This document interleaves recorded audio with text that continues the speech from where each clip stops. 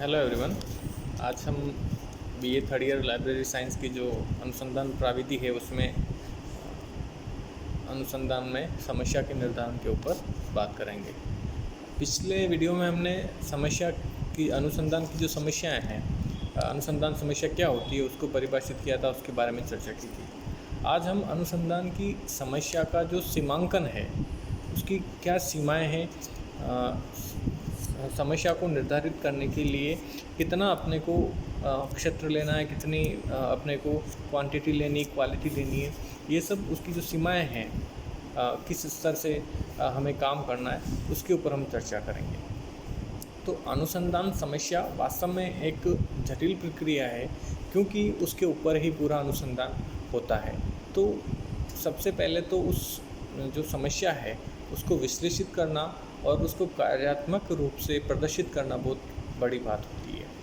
अब जब हम कोई समस्या का निर्धारण करते हैं तो उस समस्या के निर्धारण के साथ ही अपने को उस जो समस्या है पर्टिकुलर क्षेत्र की जो अनुसंधान जिसके ऊपर कर रहे हैं, उस समस्या का किस क्षेत्र से ले रहे हैं, उसकी भौगोलिक स्थिति क्या है, विद्यार्थी ले रहे हैं या फिर सामान्य नागरिक ले रहे हैं, पुस्तकालय ले रहे हैं या फिर कॉलेज ले रहे हैं, ऐसी बहुत सारी जो हम जनसंख्या का एक पर्टिकुलर सैम्पलिंग करेंगे, जो सैंपल लेंगे, जिस सैंपल के आधार पर हम अनुसंधान करेंगे, तो उस सैंपल की सीमाओं का निर्धारण है।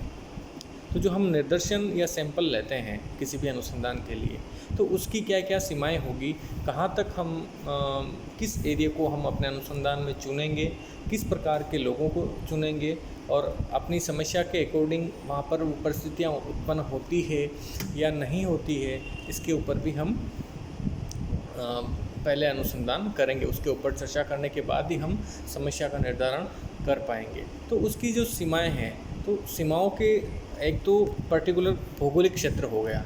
भौगोलिक क्षेत्र होने के बाद में भौगोलिक क्षेत्र में भी कौन सा राज्य, कौन सा जिला, कौन सा कस्बा, कौन सा क्षेत्र, इसका निर्धारण भी अपने को पहले करना पड़ेगा। साथ ही साथ अगर हम अनुसंधान व्यक्ति विशेष पर कर रहे हैं तो किस प्रकार के व्यक्ति ले रहे हैं, बालक ले रहे हैं, महिलाएं ले रहे हैं या फिर वयस्क ले रहे हैं या फिर किसी पर्टिकुलर किसी सामाजिक बुराई के संबंधित हम अनुसंधान कर रहे हैं या फिर पुस्तकालय के जो पाठक हैं उनके बिहेवियर के ऊपर कर रहे हैं या फिर पुस्तकालयों की स्थिति के ऊपर अनुसंधान कर रहे हैं या फिर कॉलेजों की स्थिति के ऊपर कर रहे हैं, उच्च शिक्षा की स्थिति के ऊपर कर रहे हैं या शहरीकरण या ग्रामीणीकरण आदि जो सिद्धांत हैं उनके ऊपर कर रहे हैं। तो अपने को उसका जो समस्या है उसका पहले सीमांकन करना पड़ेगा और उसके आधार पर ही हम आगे बढ़ पाएंगे। क्योंकि अगर सीमांकन अगर हम नहीं कर पाएंगे तो हमारा जो अनुसंधान है या तो इतना विस्तृत हो जाएगा कि हम काफ़ी समय लग जाएगा हमें अनुसंधान करने में, फिर भी उसके उचित निष्कर्ष नहीं निकलेंगे, या फिर इतना छोटा भी ना हो कि हम कम समय में हो जाए और उसका सही रिज़ल्ट जो हमें चाहिए वो उसका ना मिले, जो नवीनतम ज्ञान में वृद्धि कर रहा है वो ज्ञान अपने को प्राप्त ना हो। तो जो हम सीमांकन करते हैं, जो सैम्पलिंग करते हैं, तो हमें सैम्पलिंग विधि का भी उसमें डिस्कशन करना पड़ता है अपने अनुसंधान में कि हमने इस प्रकार की सैम्पलिंग की है या इस प्रकार से हमने नमूने लिए हैं, इस प्रकार का क्षेत्र लिया है, और ये सब बातें सीमांकन के अंतर्गत आती है। अब सबसे पहली बात इसमें यह है कि सामान्य रूप में समस्या का कथन करना। जो हम समस्या कथन, जो हम समस्या उत्पन्न कर रहे हैं, वो समस्या वास्तव में क्या हमारे समाज के लिए या फिर बौद्धिक रूप से उन्नत है, समाज की आवश्यकताओं के अनुरूप है, सामाजिक समस्या का निरूपण कर रही है, तो इसके ऊपर हमें समस्या का निर्धारण करने से पहले सोचना होगा कि वास्तव में हमारी जो समस्या है वो मौलिक है और वो सामाजिक समस्याओं या फिर जो सामाजिक आवश्यकताएं हैं उनके ऊपर आधारित है। और साथ ही साथ समस्या प्रायोगिक होनी चाहिए, हम ज़्यादा से ज़्यादा उसको प्रायोगिक रूप दें, न कि सैद्धांतिक रूप। तो प्रायोगिक समस्याओं जो होती है वो वास्तव में समाज के उत्थान में काम करती है, जिसके ऊपर हम अनुसंधान करते हैं। दूसरी बात है समस्या की प्रकृति को समझना। अब समस्या की प्रकृति, समस्या की प्रकृति और उसके मूल को समझना ज़रूरी है। क्या वास्तव में जो समस्या हम ले रहे हैं वो किसी पर्टिकुलर किसी विषय वस्तु के लिए उपयोगी है, या फिर जो समस्या है वो कितनी वर्तमान कंडीशन में जायज़ है या फिर कितनी उपयोग आधारित है, तो उसकी प्रकृति को समझना कि भी हमारे लिए ज़रूरी होता है। तीसरा, हम जो उपलब्ध साहित्य है उसका सर्वेक्षण करें। अब जो समस्या हमने चूज़ की है तो वो साहित्य पढ़ने के आधार पर ही हम समस्या का निर्धारण करते हैं। तो उसके संबंधित जो उपलब्ध साहित्य है या जितने भी रिसर्च जो पेपर हैं या अब तक जो भी अनुसंधान हुए हैं उसके ऊपर, उनके संबंधित जितने भी लेख आए हैं या फिर जो पहले से साहित्य उपलब्ध है उसका हमें गहन अध्ययन करना पड़ेगा, तभी हम समस्या को वैज्ञानिकता दे पाएंगे। इसके अलावा परिचर्चाओं के द्वारा भी हम अपने विचारों का विकास कर सकते हैं। जो भी जिस विषय में हम जिस समस्या को हमने लिया है उसके संबंधित जो पहले जो अनुसंधान हुए हैं, तो उन परामर्शदाताओं से भी हम अनुसंधान के बारे में चर्चा कर सकते हैं, अपनी समस्या के बारे में चर्चा कर सकते हैं। ये सामान्य सी बात है कि जब हम किसी भी पर्टिकुलर बात पर हम चर्चा करेंगे उसके विशेषज्ञों से, तो नवीन बात, नए विचार निकल कर हमारे सामने आएंगे।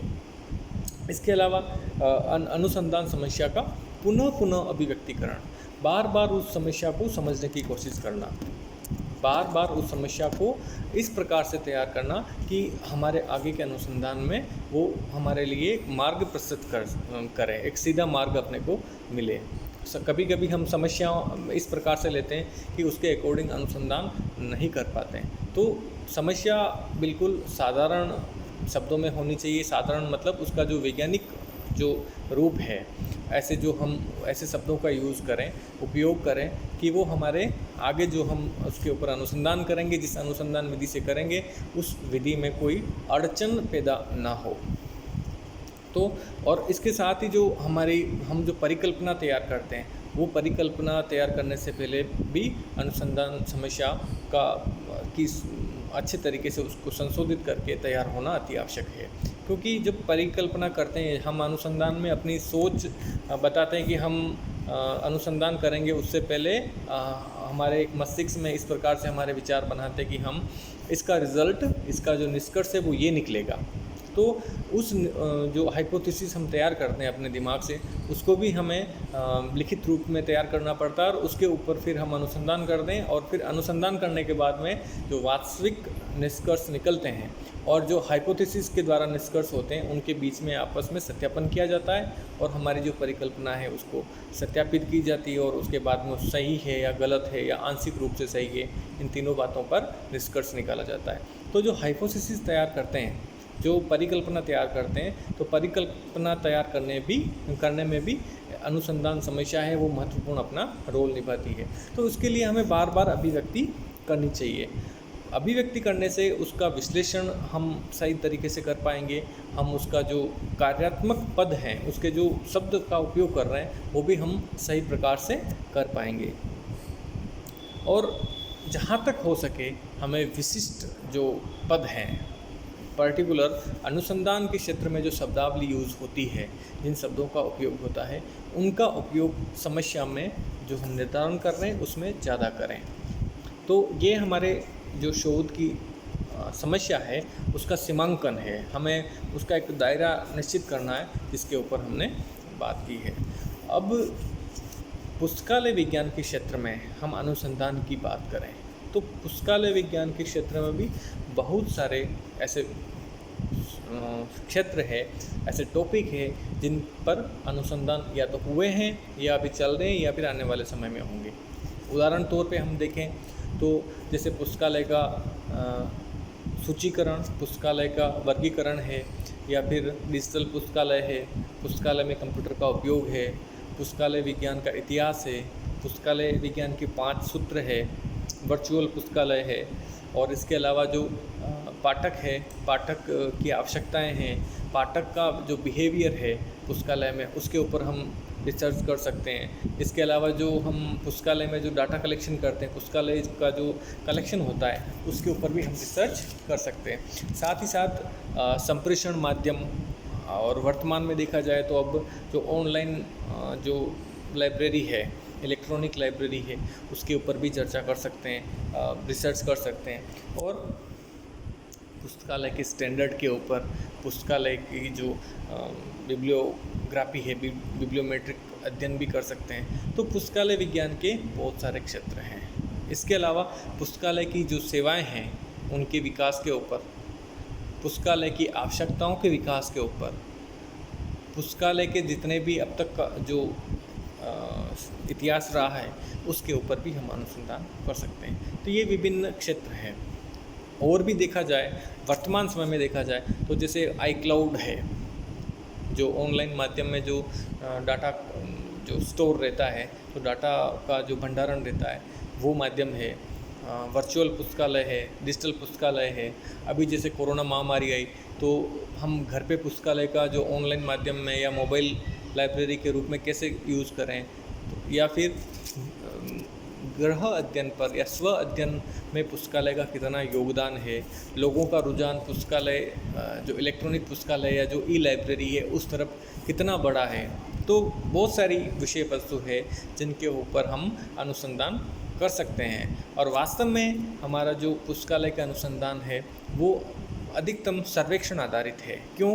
क्योंकि हमारी जो पुस्तकालय सेवा है वो एक सामाजिक सेवा है जिसमें पाठकों का महत्वपूर्ण रोल होता है। बिना पाठकों के पुस्तकालय की हम कल्पना भी नहीं कर सकते हैं वरना वर्तमान समय में।